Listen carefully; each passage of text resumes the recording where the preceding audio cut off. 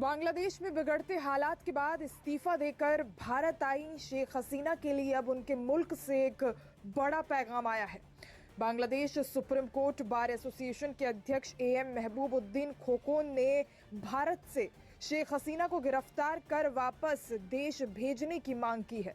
उन्होंने कहा कि हम भारत के साथ अच्छे संबंध चाहते हैं और हम चाहते हैं कि शेख हसीना को जल्द से जल्द वापस भेज दिया जाए।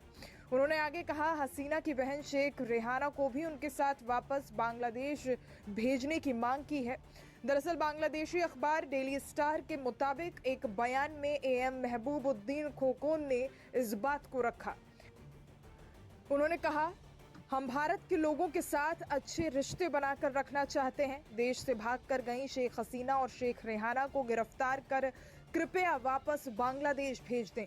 शेख हसीना ने बांग्लादेश में बहुत से लोगों को मरवाया है। मालूम हो, बांग्लादेश में पिछले महीने से चल रहा छात्र आंदोलन रविवार को अचानक उग्र रूप ले गया, जिसमें 100 से अधिक लोग मारे गए।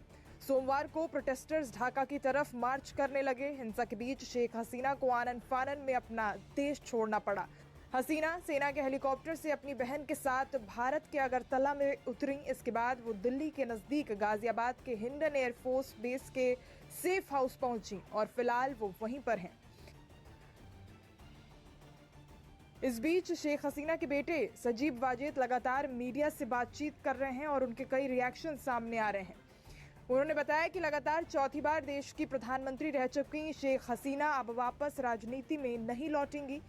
हसीना ने इसी साल की शुरुआत में 5वीं बार आम चुनाव जीता था। वाजेद ने मीडिया से बातचीत में कहा, मैंने कल उनसे भी लौटेंगी। हसीना ने इसी साल की शुरुआत में 5वीं बार आम चुनाव जीता था। वाजेद ने मीडिया से बातचीत में कहा, मैंने कल उनसे बात की थी, वो ठीक हैं लेकिन थोड़ी निराश हैं। वो उस बात को लेकर निराश हैं कि उन्होंने बांग्लादेश के लिए इतना कुछ किया और फिर भी कुछ लोग उनके खिलाफ हो गए हैं। किसी देश से शरण मांग रही शेख हसीना वाजेद ने उन रिपोर्टों को भी खारिज किया जिसमें कहा जा रहा था कि शेख हसीना ने ब्रिटेन से शरण की मांग की है और वो जल्द ही लंदन जा सकती हैं।